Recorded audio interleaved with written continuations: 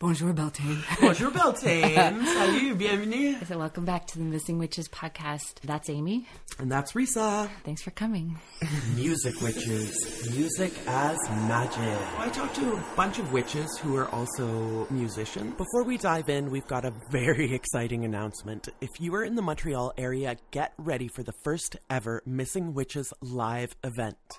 May 19th, we'll be paying tribute to Monica's show by singing the Burning Times in a church and exploring the theme of dance as divine feminine in a live Missing Witches and Witches Found as part of the International Gnostic Conclave, which is happening in Montreal this year. So again, if you're in the Montreal area, please consider coming out to our first ever live event. It's pay what you can, and all the proceeds are going to the Native Women's Shelter of Montreal. That's the afternoon of Sunday, May 19th in Montreal. Keep an eye on our Facebook, Twitter, and Instagram for details. Blessed be.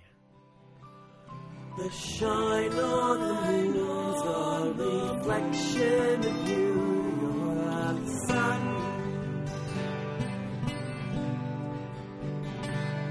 When I don't see you, I still feel what you do. You're the wind.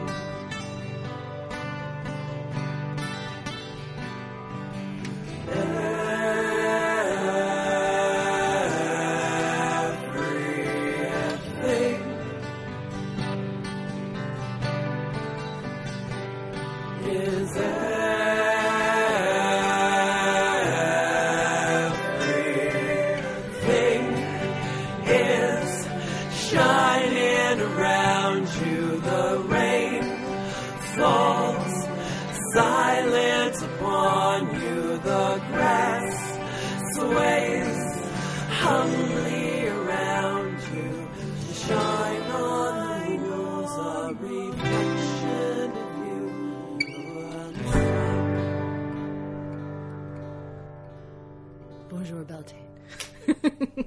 Bonjour, Beltane. Bonjour, Beltane. Happy Beltane. May Day, also like a labor. Yeah, important Labor Day, Union Day. Also the day of my first date with my partner and the name of my baby. Oh, May Day. Yeah. Oh, so May Day is especially special. Yes, and she's named after my two grandmothers. Definitely witches.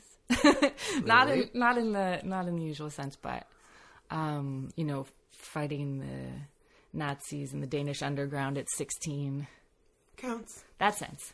So let's conjure that bonfire magic of Beltane and feel the heat from the bonfire. Now, one of the fieriest things that I think in human existence is music. Yeah, I mean, the last bonfire I was at with you, we sang all night long. Which is not uncommon. I mean, most times, especially for us, but bonfires in general tend to have that, sing-along campfire songs. Yeah. We call them campfire songs, like and folk songs. All of our, improvised magic together started with singing. Well, first of all, we met because Risa and I met backstage. A friend of ours, Krista Muir, if you're listening, shout out. She hosted a what she called Ukulele Bizarro event that she did 2 or 3 times, I think. And Risa and I both play the ukulele, and we both ended up on the bill, and we ended up in the green room alone together at one point. Yeah. And I can't remember how the conversation started. Probably something like, "Hey, you also play the ukulele?" Yeah. And then we started hanging out, and a lot of our early hangouts were almost exclusively let's get together and almost just a lot of yell singing Beyonce. Because I mean, which that'll take you right down to Satan, that one. Or right up to the divine feminine. You can just ride that either way. Yeah, just making noise of a musical fashion. It's almost like scream therapy, except it's less aggressive. Your neighbors aren't gonna react as concernedly. Yeah. And you're actively trying to listen to each other and to get out of your own way so that it get the closest distance between listening and being able to respond in a way that's harmonious, so that not necessarily even to harmonize, although Krista Muir will just harmonize you to the ground, whatever sounds you're making. but just to sound okay together, to sing the melody together. Or not okay, to experiment and just sing whatever note comes out and be willing to like take that risk of failure and the sourness. Oh man. And to be loud enough, to take up space enough, you know, to fill yourself with oxygen, to push out oxygen, like to breathe in the right place, to notice what it feels like to be in the pocket of breathing in the right place. Let's all take a deep breath together right now. I mean, there are a million quotes out there. I think it was Vonnegut who said that the existence of music is the only proof of God's existence that he needed. And Nietzsche, I think, said something similar. And he very definitely said the people who were dancing were thought to be crazy by those who could not hear the music. You know? So there's definitely a massive relationship between creativity and witchcraft in general, I think, but especially when it comes to music. Even if you think about like a minor chord versus a major chord, maybe I'll put some music in so you guys can hear what I'm talking about. You hear emotion.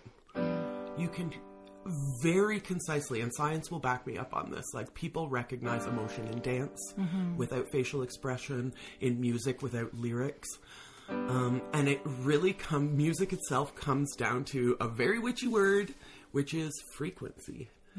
And our vibrations and our vibrational levels. And sometimes, you know, there's like a G note is great, you know, and a G sharp is also great. And when you play them together, it might not sound so great, but this is not like a judgment call about the validity of G or G sharp. I think that's something that I've taken into my normal life, is just because, you know, in relationships, just because these two things don't necessarily go together doesn't make either one of them good or bad. It just means like they're discordant, you know? Yeah, you might love that G sharp. Oh, yeah. Put next to put it next to a C sharp and you're golden. It's a perfect match. Yeah. Yeah, so there is, again, the alchemy. There's so many like witchy ideas that can come up when you talk about music. Inspiration. Yeah. Possession is a big one. Yeah. Not owning things, but being taken over by...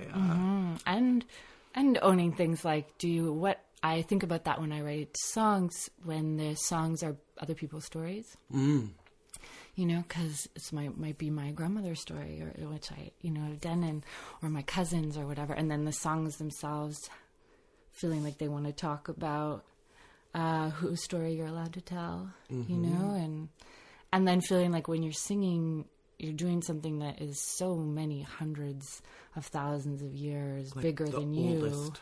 You know, the whales sing and the spheres sing. So, and for sure, we were vocalizing likely before we were even banging sticks on. In some ways, we're just matter being sung, you know, because it's your little bit of energy through you for a wave for a while, you know. Singing and being sung. Bonjour, Beltane. Yeah, so, I mean, that's what gets me fired up. Back to the bonfire, is that there are some songs that I will labor over, and then there are some songs that almost literally just write themselves. You know, a turn of phrase comes into your head and you sit down and you pick up your instrument and the song just comes out. And it might need some tweaking and tailoring and adding and subtracting, but like, you know, the hook or... That happens to you more than it happens to most people. Is that right? Yes, is that right? Yes. Do you think that is because you have opened a portal for it? Do you think it's because you're an open portal? Maybe. I would love to think that that's true. Gosh, I mean, I've heard this from other songwriters and, you know, artists before, that maybe it was, who was it? Who's the guy with the voice like this, that he sings like this? Tom Waits. Tom Waits. I think it was Tom Waits who, he was telling a story about how songs come to him like as if from the sky, and sometimes he'll be driving his car and one will come and he'll be like, no, please, you know, just wait till I get home. I can't write you down driving, you know, please come back another time. I can't remember who this quote is by, but my dad would always say this to me, that the difference between a writer and everybody else is that a writer gets up and writes it down. But there's something more going on to art than certainly just the application of the paint to it. And do you think it is divinity? Do you think it's waves in nature when it happens to you and you're like, that's a song? I don't see the difference between divinity and waves in nature. I know me that. neither. I set it up. You setting me up. You setting me up. Yeah, I mean, again, like, I didn't question that this was just something until you just told me right now that that's unusual. You know, I say it's unusual only because, or I think that you think it's more common than it is because your context is mostly artists.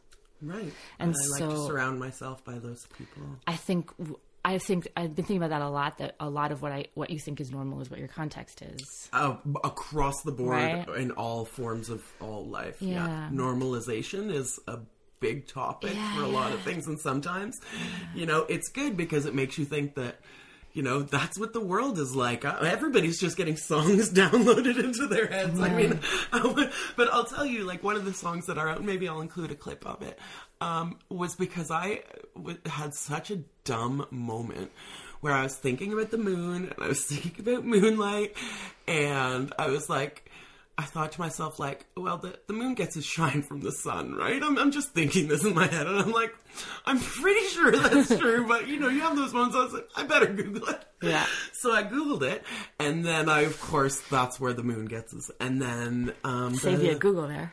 The shine on the moon's a reflection of you, you're the sun. Mm-hmm. And that was that.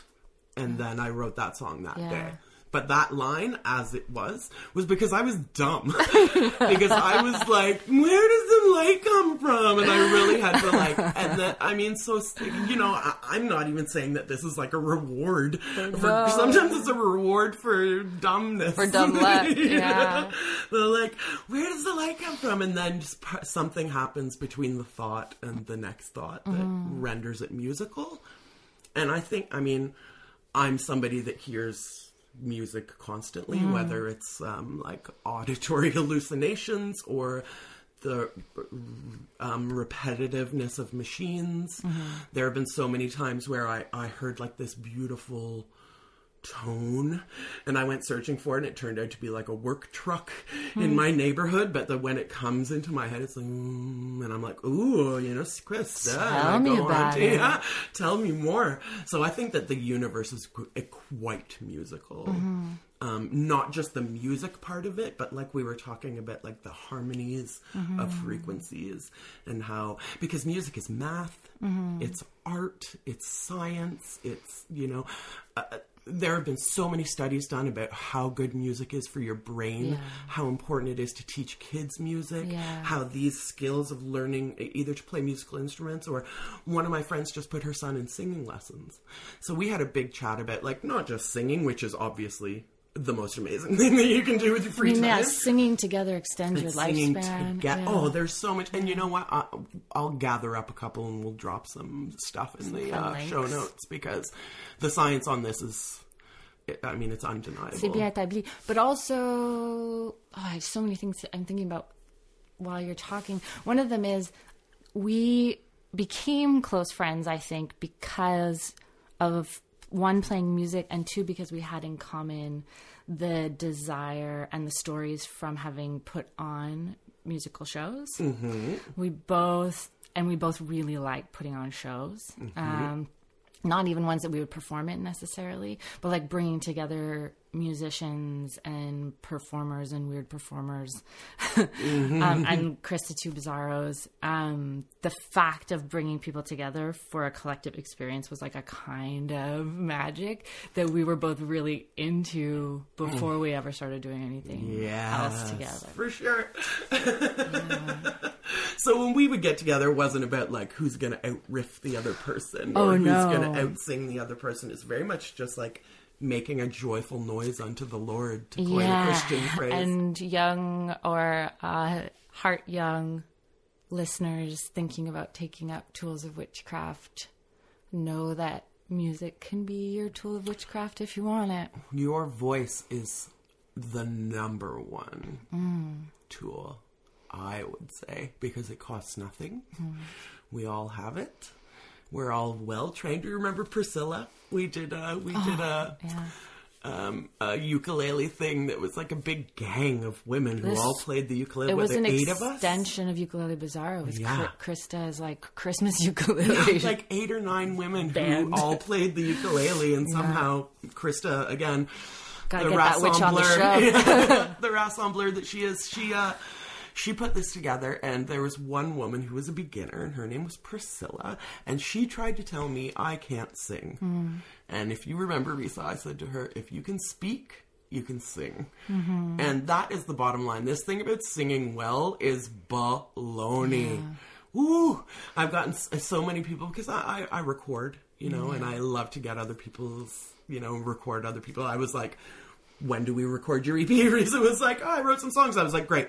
Yeah, I think like the third time we hung out, you told me that you thought everyone should make a solo album. Everyone should make a solo record for sure. That's just like you and your whatever. If you have what you think of as a shitty or mediocre voice, which I think all of us maybe have thought that at some time, or if you just don't think you have it, I want you to hear Tom Waits in your head. I want you to hear Neil Young in your head. Picture them young. Nico from the Velvet Underground. Yeah, but everybody knows. Oh God!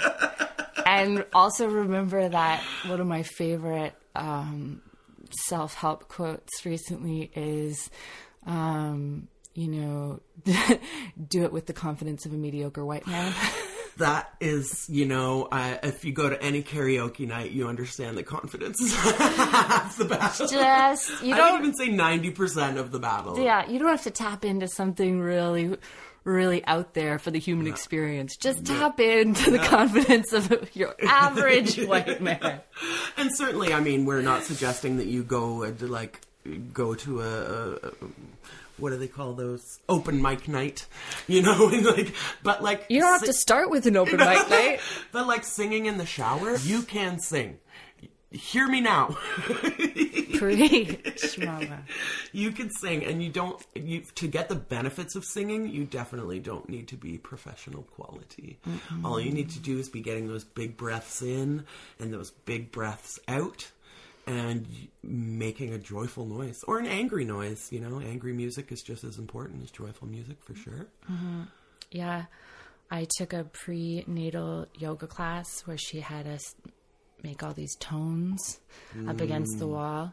And she said, we practice these now basically so that they don't weird you out when these sounds come out of you naturally during labor. Guttural. Just because you're going to want to ride this. You're not going to want to hold this in. You know, the sound will help. What do they sound like? So you do a vowel sound and you do a deep belly breath. And then you go,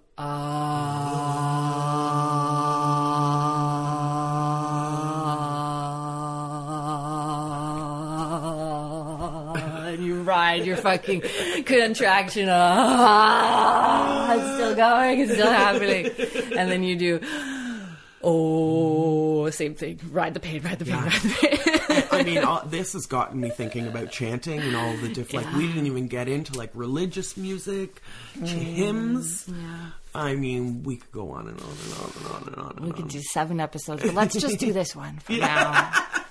So I talked to a bunch of witches who are also musicians, and let's hear some of that now. Bonjour, Beltane. Music is witchcraft because music is vibration, which is the heart of all life. It has the power to move people emotionally. It has the power to create change. Through songwriting, we can channel our ancestors. We can channel messages. Music is life. That's where I want to go now. Yeah. Into the vastness of just sound, sounds, body percussion, Yeah. If you could you know, and then you can hear you do it again. Hear how the beating is not. You're not just getting that thumping sound; it's actually affecting how the sound is coming out of their throat and their body. So.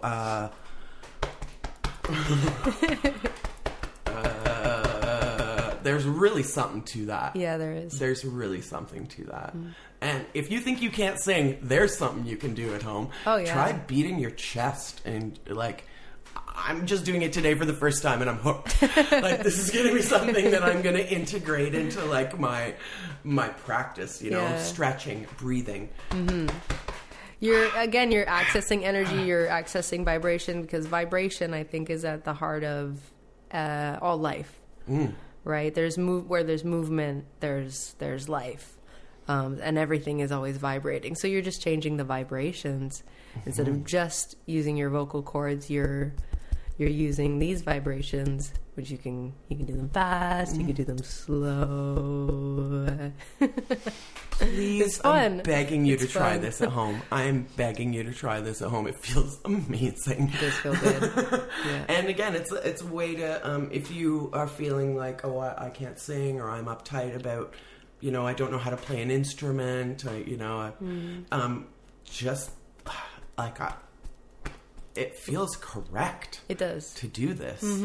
Yeah, and again, it feels like a warrior stance. It's also therapeutic because, as a massage therapist, I can tell you that percussions is a maneuver, a massage maneuver. So essentially, you're doing percussions. What we would call percussions. Like a self-massage en plus. Yeah, and if you do it for more than 1 minute, you'll really start to feel the effect. Well, I know what I'm doing when I get home. Yeah. Try 3 minutes. New thing, people. I'm going to try for 3 minutes. Yeah. I'm probably going to have like big bruises. Oh, yeah, don't take it easy. It doesn't have to be hard. It doesn't have to be hard at all. That was, of course, Athena Holmes. I did a full Witches Found with Athena, so if you didn't recognize their voice, definitely check them out and that episode. Links in the show notes, as always. I also really wanted to include this clip from my season 1 interview with Annie Lamarot about the drum and the heartbeat, plus a little clip of a piece of music Annie and I collaborated on. Yeah, singing together. Prayers and singings, whatever it is, to Mother Earth or to God or to, you know, in all cultures we have our different prayers that we sing. And this is where we actually also connect with the Great Spirit and connect with the gods and connect with the higher self. This is it. Yeah. And especially when we get into a trance mode, for example, the rhythm of the drum is going to be faster. So it's going to be for us to kind of get into that trance.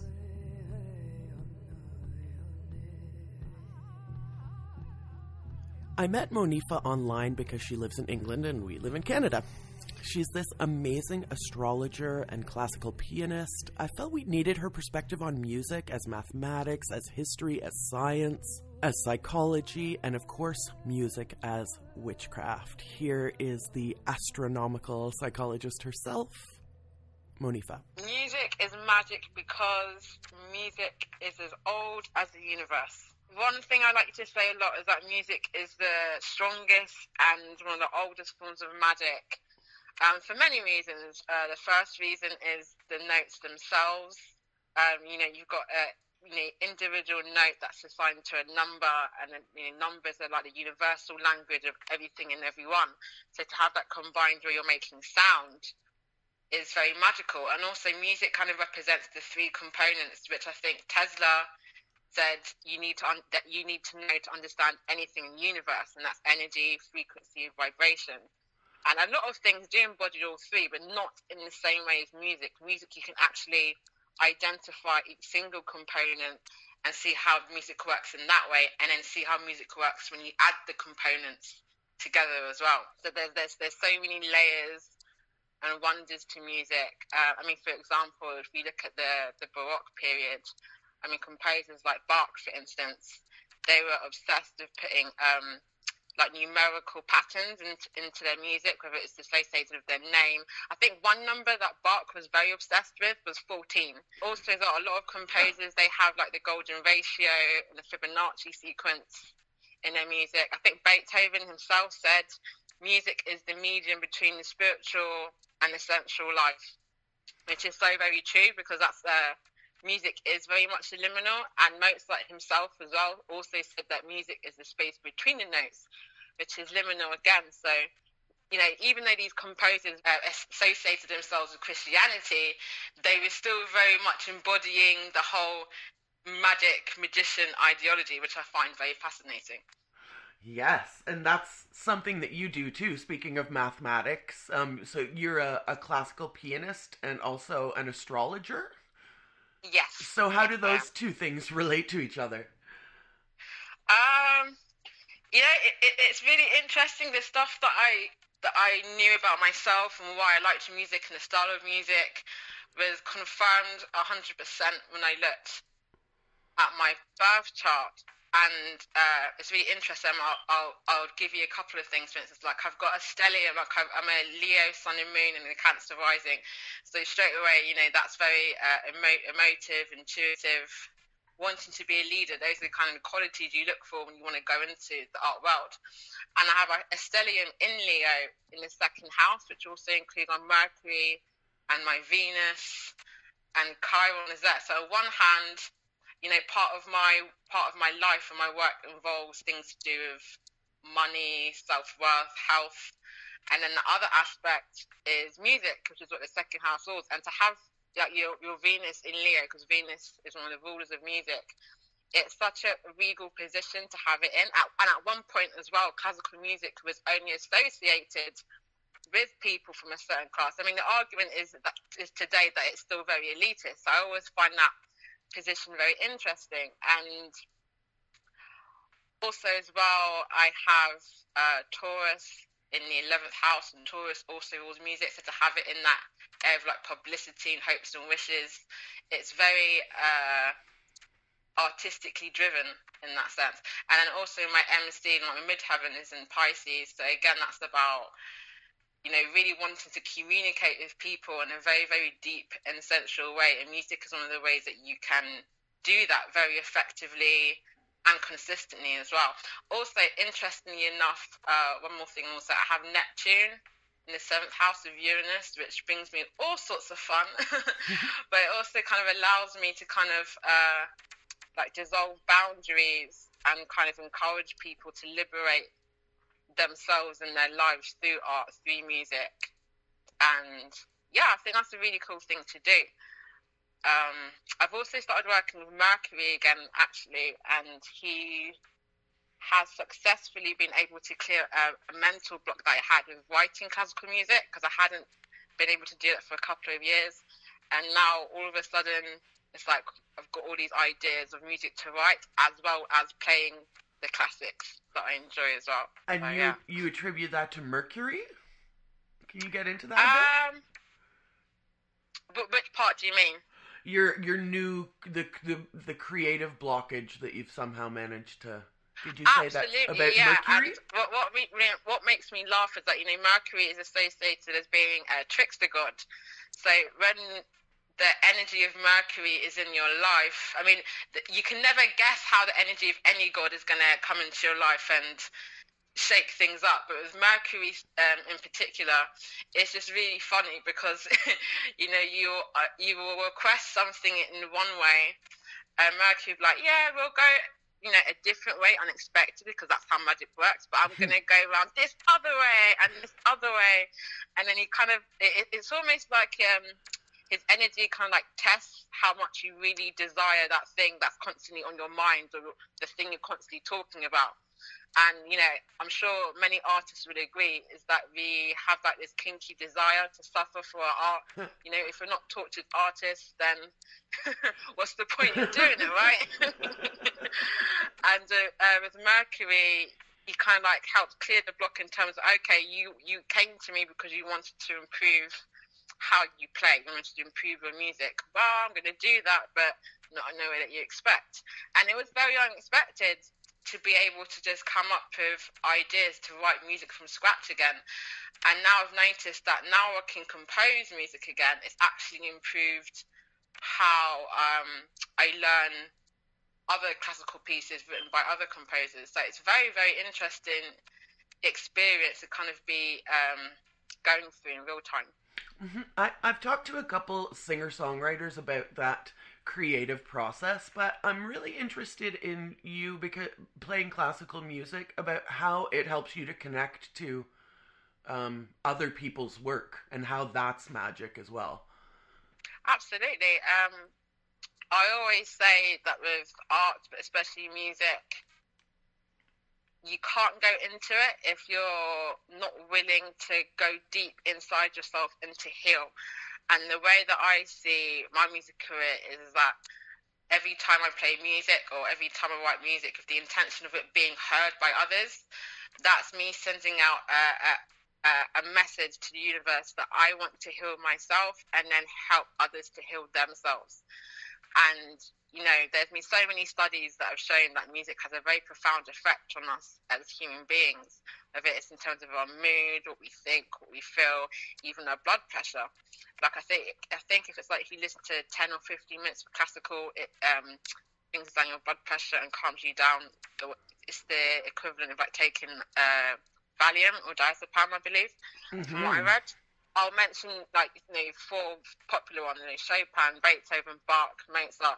These are men that associated themselves as men of God. You know, they wrote, some of them wrote pieces to be played in a house of worship where people worship one God in Jesus. However, their whole approach and philosophy to music is very spiritual, it's very magical, it's very occult based, and that's something that's always intrigued me. And when you play their music, and this is why I still want a career where I play a concert of other people's music as well as my own, because there's so many hidden messages in these pieces, in these symphonies, in these concertos. I mean, yes, some of them do have words, they do have Latin in them, but I mean, specifically the ones that don't have any words in them, there's a serious magic where you can send out a message and get someone to convey a picture in their mind without using the inception of words.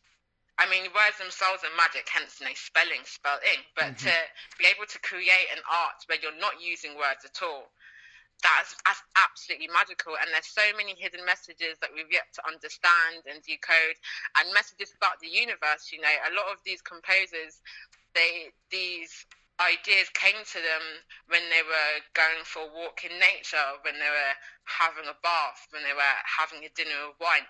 These are considered as different types of rituals when you're a witch. You know, how to cleanse your aura, how to ground yourself, how to connect to everything else that's living.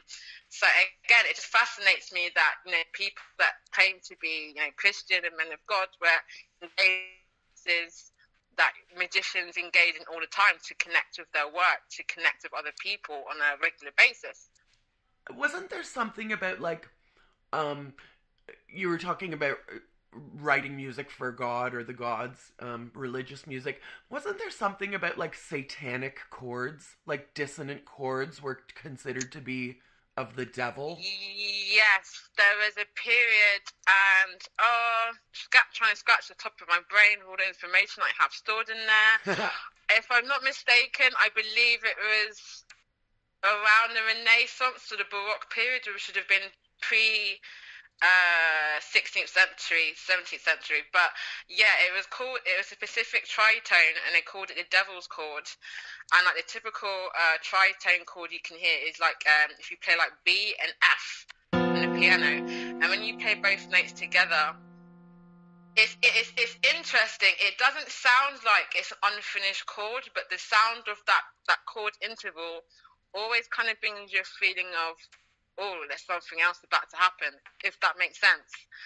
And I read a little bit about that period. It was very interesting. Like, people became obsessed with, like, you know, if someone, you know, wrote it in their work, that's it. You know, you cast them out, don't talk to them. They're in league with the devil. And you know, even though composers use it later on, it was still an idea that took a very long time to shake off. I mean, if you jump a century or so into the classical period, or even the later classical period when Beethoven was very well known, I remember, I mean, he didn't have the issue with, I mean, you could use the tritone by then, but his issue was that his music used to evoke so much emotion in people. They actually said it was illegal for humans to feel that much emotion. Like, you go to a concert and you listen to, like, his latest symphony, like Eroica or something, and the hairs on the back of your neck would stand up. And people at the time would actually say that his music was inciting, like, this illegal sexual arousal in people, and his music should be banned. Like the Elvis Presley of his time. Exactly, yeah. I mean, he essentially pushed the classical period into a romantic period because he didn't want to write pieces that sounded just dainty or just, you know, was on the edge but didn't go over the edge. His music was daring. His music wanted you to go over the edge. He wanted you to go in the abyss. He wanted you to sit in the underground in Pluto's lair and really look at yourself in the mirror. And this is someone that, you know, had to put his, you know, towards the end of his life when he was completely deaf, he had to put his mouth on the piano, so when each note played, it used to give a different vibration. That's how he actually ended up writing music towards the end of his life. So, you know, again, you know, these composers, the best composers out there, they really suffered for their art, and it's a really kinky thing that we all have as artists and musicians. And as a person that's like been doing a lot of shadow integration, it's very interesting to see how we as artists can trip ourselves up due to fear, you know, the unknown, having to accept that the bigger you become, the more likely you are to become popular. There's an equal likelihood that you're going to become unpopular as well. You know, you're not going to please everybody. That's the natural equilibrium of the universe. Everything is worthless without its opposite. So, you know, it's not natural to be liked by everyone or to like everyone. And all of these things mixing together, I think, sit in the dark psyche of many of us artists. And unless we're actually willing to go deep and make friends of our shadow and have a chat with our shadow, you know, a lot of us kind of allow ourselves to be kept in the same place due to all of those different kind of fears. So if someone wants to talk to you about their own, because we've spoken before, and I think at the end of our conversation, what did I call you? Astronomical psychologist. An astronomical psychologist. Because, I mean, I think it's very interesting to me that you're into classical music and astrology, astronomy in particular, because they're both sort of thought of as these airy-fairy things, but they're actually both quite mathematical. They are, and they're very connected. And you know, the composers that I already mentioned, they understood it. That's why, you know, you had the golden ratio and the Fibonacci in their pieces. But then you think of composers like Gustav Holst. He actually wrote an entirety of music dedicated to the planets, to the celestial bodies, to the point where people still use them to this day. I mean, out of all of the pieces, I think the Jupiter and Venus piece get played the most. Like, I hear those two all the time. So, you know, even then you had composers like him that had a very fundamental understanding of, to really understand music, you have to connect to the universe. I think Terry Pratchett said that, you know, in terms of how the world began, it wasn't a big bang, it was a big chord. It was a big musical chord of all these different vibrations and energy and frequencies all coming together and producing something completely different. I mean, that is what music does. Ooh. Mind-blowing stuff, right? It's so vast, it's astronomical. So let's bring it back. Let's bring it back down to practical Earth for a moment. Can you talk about you recently renamed your business? So can you talk about that for a second? Yeah, it was formerly Caradwan's Insights, and I changed it to Sekhmet's Visions. Quite funny.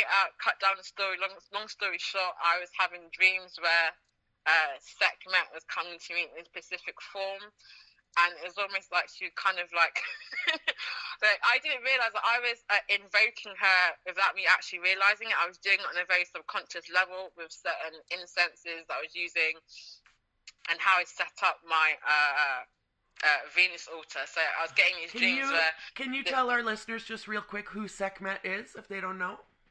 Yeah, Sekhmet is a goddess from Egyptian mythology.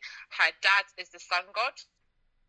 And if you do, I mean, I'm currently studying it, but when you look into Egyptian astrology, each god is associated with according to what your zodiac is. And with my sign, Sekhmet is associated with me. And in mythology, it is said that her breath, her actual physical breath, is what created the desert as we know it today. And a lot of people only see her as the goddess of war, you know, very much like Athena in that sense. But she has all these other qualities to her. She is very wise. She's very determined. She's very driven. But also, because her father is the sun god, she can also bring about this immense healing. But the healing doesn't come until you're ready to face the war, so to speak. So I was getting these weird dreams and these weird messages. And the overall message was, you know, you want to help people to help to heal themselves, right? Then you're going to have to be a bit honest about how they go about it. And that starts with your business name. And I thought, this is really, really interesting. Because, I mean, Caradwen and Sekhmet are considered under the same category anyway in terms of goddesses of rebellion. So it wasn't like I was straying too far from why I had Caradwen as the original name to begin with. But it's just like, now it's Sekhmet, it kind of gives people a very straightforward of, okay, well, we go on this website, okay, she reads birth charts, she can do psychic readings, but ultimately, you know, I do these readings to help people to help themselves. Whether you come to me once, 10 times, 30 times, you know, the objective always is to be like, look, you've gone through this stuff, that wasn't cool.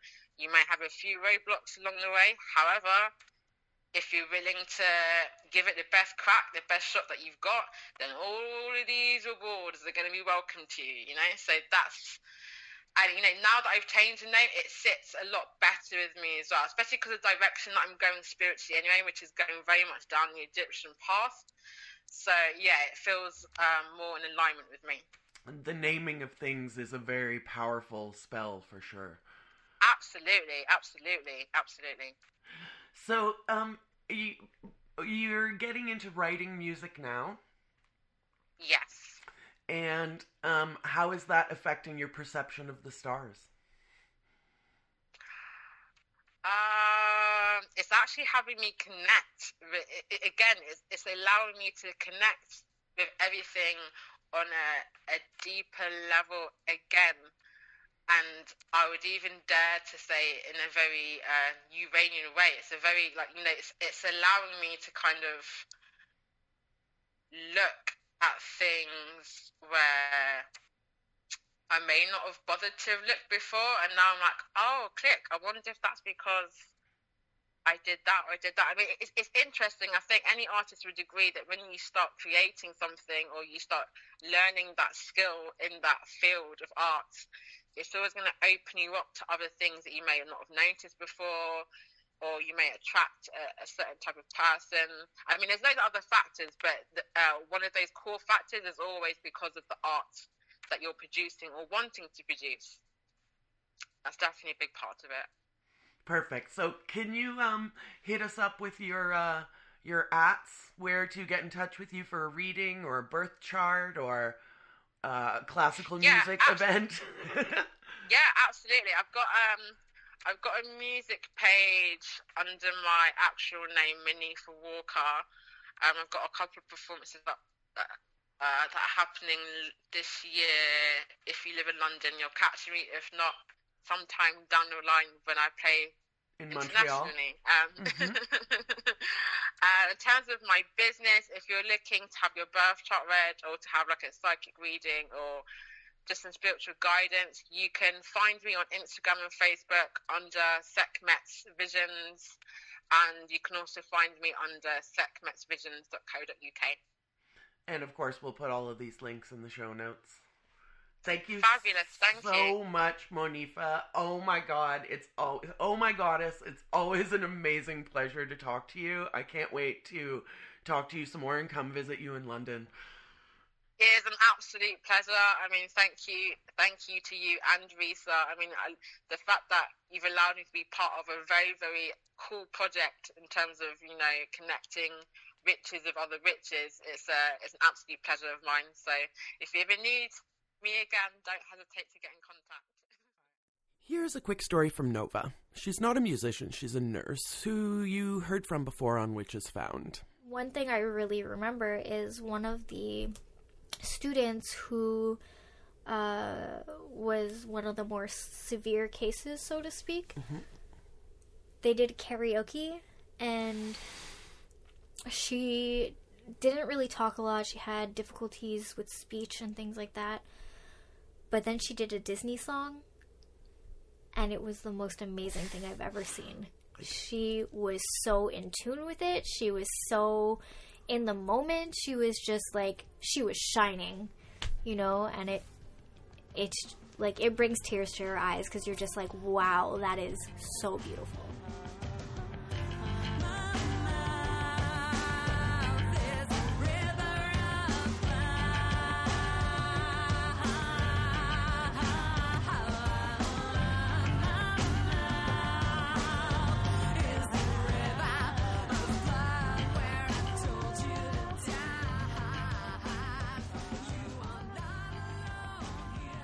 Next, I spoke to Alex Robshaw, who is a Montreal witch musician. Her creative process brings her witchcraft into every aspect of her creation, from songwriting to manufacturer. My name is Alex Robshaw, and I am a musician from Montreal. I come from a family of musicians, so I've basically been singing since I was 5 years old and playing piano since the age of 6. And by the time I was 8, I was already in the studios with my mom recording and just playing, performing on stages very early on at school. Then, yeah, basically through finding myself and my true calling, that is music, during my teenage years. When I was 18, I was in a band for about a year and a half. And that led me to, if we hit like 2006, 2007, when I basically started to work on my solo project officially. And yeah, so pretty much been rolling on the music scene in Montreal for like 12, 13 years. And yeah, basically through that path, it just hit me when I started playing, basically playing solo shows and just realizing how, what, you know, the potency of the energy exchange that was happening in the room when I was performing, you know, what my intentions were behind the songs that I wrote and how people would receive them, and then how people would come back to me after the shows, whether it's actually in person, actually at the actual show, or by sending messages on social media and email, just how people would react to the songs, and realizing how much of a full circle was going on there. At some point, it just hit me that it was definitely worth my looking more into it. To really understand what was going on, and just how this exchange of energy. That's it, you know, because basically what was happening was that people were getting back to me with the exact feeling or headspace or message that I meant to project and to give. Even though you were performing in an abstract. Yeah, that's way, it. Yeah. That's it for a lot of people who, you know, didn't know me at all or barely. So then, yeah, I was just like, I think I have something going on there, so I should look into it. This being said, I had been opened to witchcraft and more on a general aspect to folklore and mythology and just like energy work in general at a very young age, starting with just my general introduction to the mythologies, which just opened up this whole array of knowledge for me to tap into, in combination with my starting to take yoga classes when I was 16 years old. And then, you know, leading as I went through these paths and just like gaining more and more knowledge and,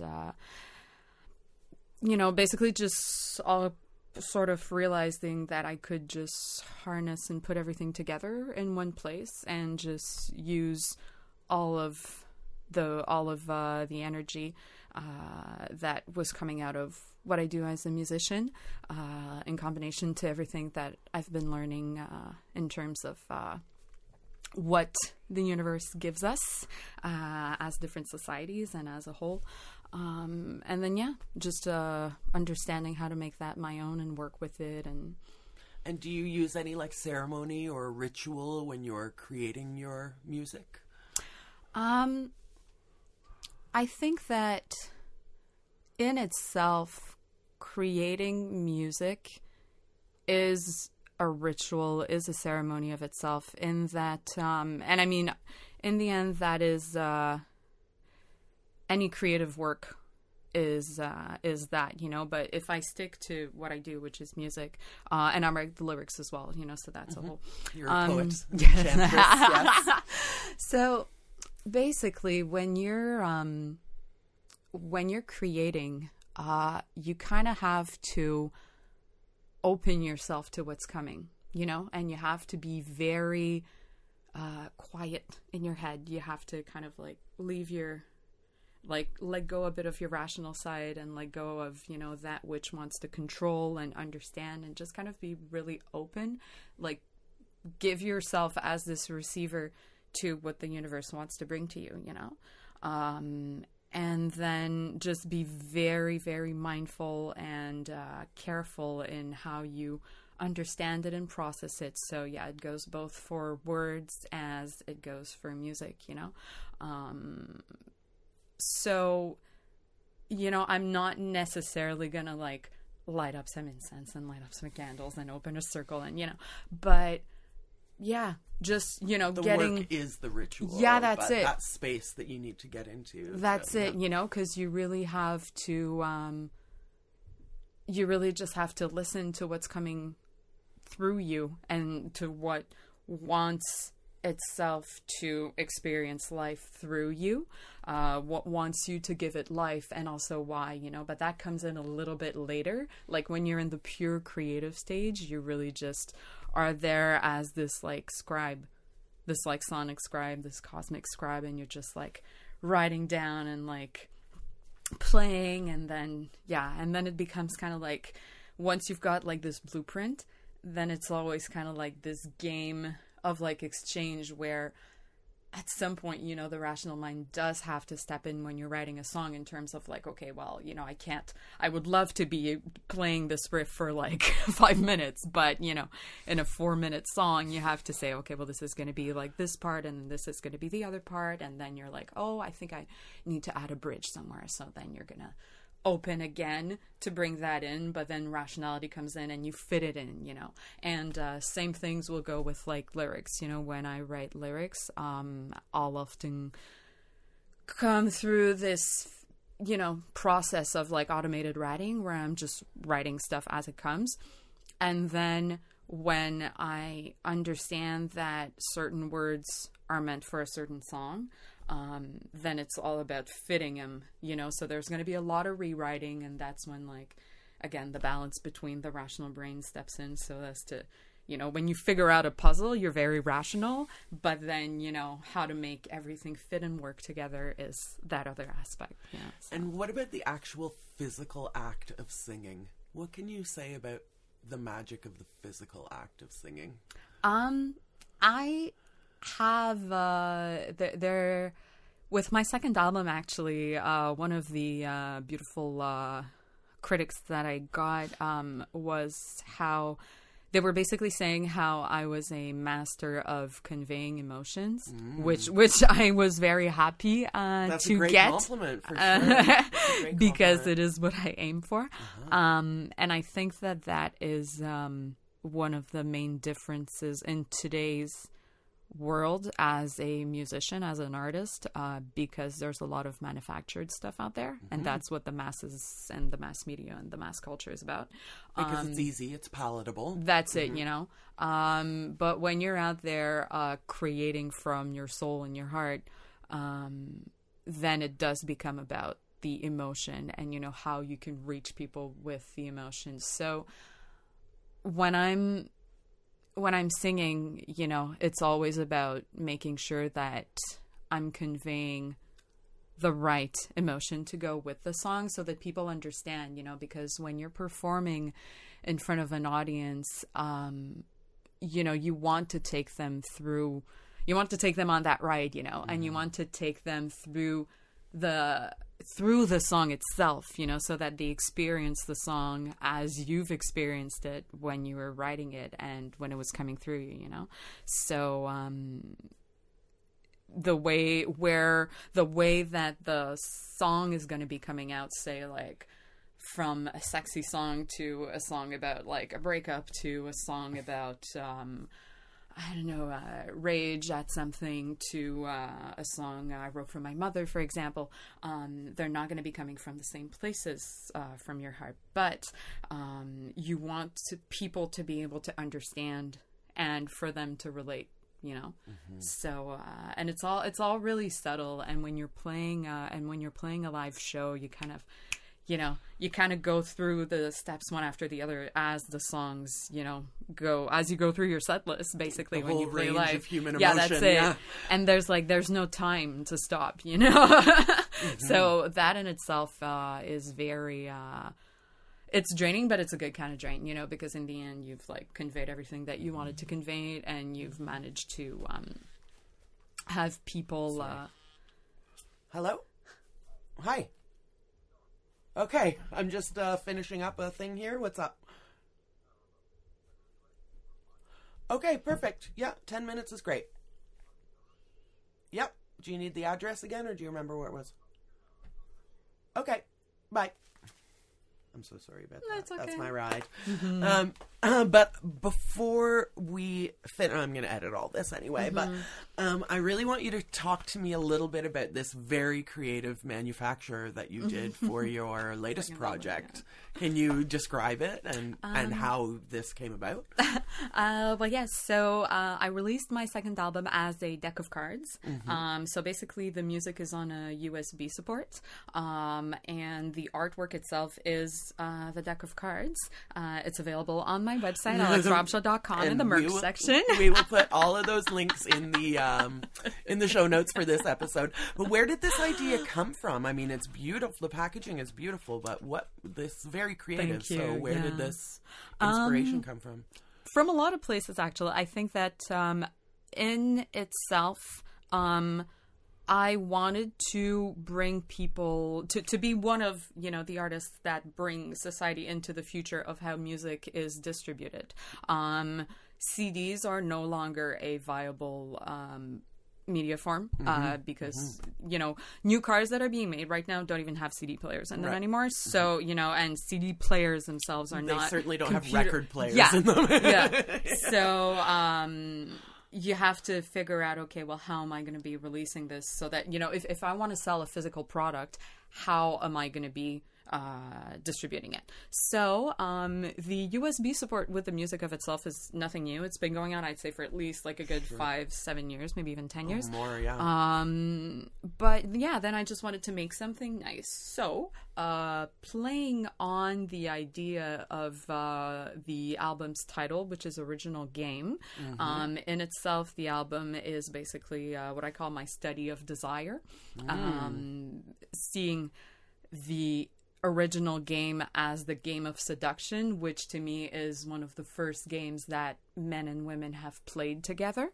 I figured, okay, well, what's another game that's been played by humans since like forever, and that's something that's like timeless and that people will still use, you know, a physical object. And then I was like, oh well, a game of playing cards, you know. You still have kids nowadays and like at school playing cards, you know. So and then at first I did want to make a tarot deck, but a friend of mine very wisely advised me that if I wanted to reach a wider audience, or as wide of an audience as possible, I might as well just make a regular playing deck. And I mean, in the end, people can do tarot with regular cards. Of course, there are a lot of practitioners who use like a regular deck of playing cards in place of like a tarot or something as oracle cards.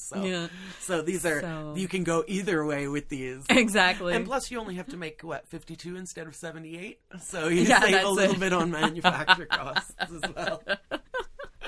And basically what I did for the cards themselves is that I worked with 4 visual artists from Montreal. I gave each artist their own suite. So the cups, the hearts, the hearts, the clubs, the spades, and the diamonds. So basically for the album, I wrote 13 songs. In a deck of cards, you have 13 faces. So basically each song is interpreted 4 times by each artist. And behind each interpretation, I gave the artists very like specific guidelines in terms of like the symbology. No, of course, like I not only incorporated symbolism, but also like numerology and like elements, basically all in all to create as much of a symbolic image. But, you know, like there's a reason why song number 1 is song number 1, and then why song number 2 is song number 2, etc.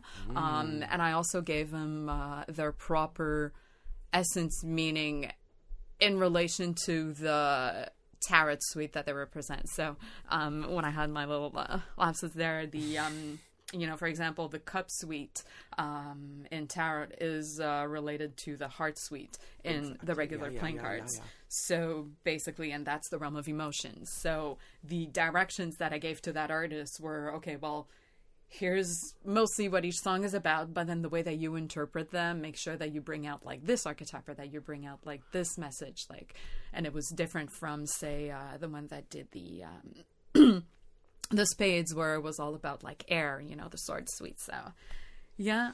I mean, it really is a really cool project, and you can see how like it's so integrated in all the different, like there's visual art, obviously, it's music, it's numerology, it's all of these things, and I think a great manifestation of magic. Yes.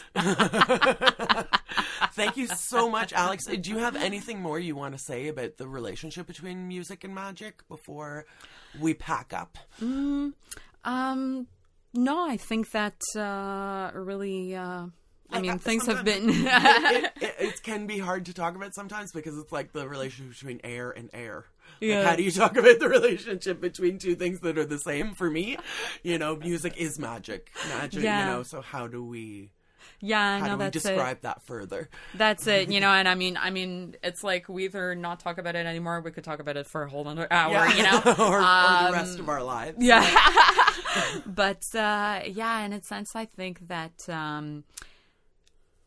art in any of its, like, raw form, so whether it's, like, music or visual arts or even, like, poetry, I think that art is one of the most honest manifestations of human society and human evolution. You know, say if we compare, for example, to like history books, you know, history books, regardless of the, you know, you're going to be in one country and then history is going to be written in a specific way, and you're going to be in another country and it's going to be written in a different way, because, you know, so in the end it's always a little flawed, and, you know, there's only so much that you can take as to what is truth in itself.